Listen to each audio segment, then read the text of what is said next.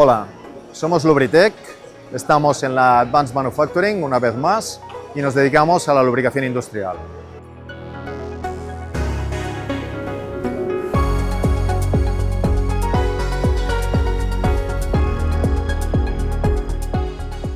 Aquí en Advanced Manufacturing presentamos distintos productos.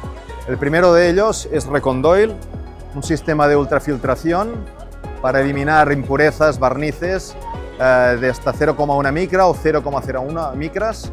Un equipo perfecto para poder regenerar el aceite y favorecer la economía circular.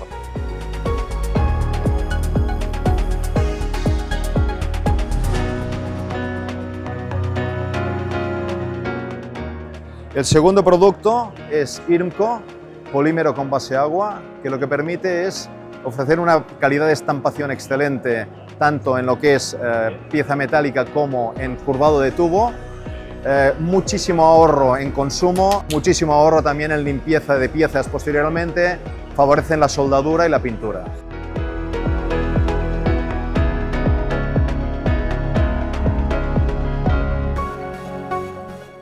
El tercer producto que presentamos es Fluidworker.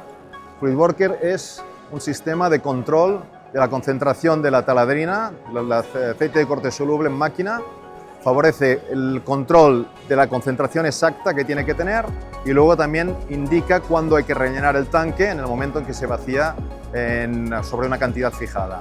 El equipo lo que permite es tener siempre un control de la concentración para permitir que las piezas salgan perfectamente.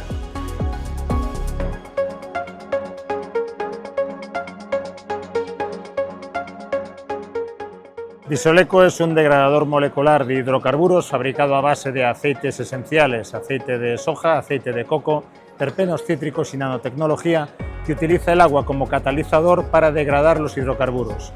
Un producto absolutamente seguro, sin ningún pictograma de peligro, con el que puede manipularse con absoluta seguridad y que simplemente lo primero que hace es romper enlaces covalentes del hidrocarburo para luego, por un proceso de hidrólisis, degradarlo hasta ver el resultado que tenemos aquí.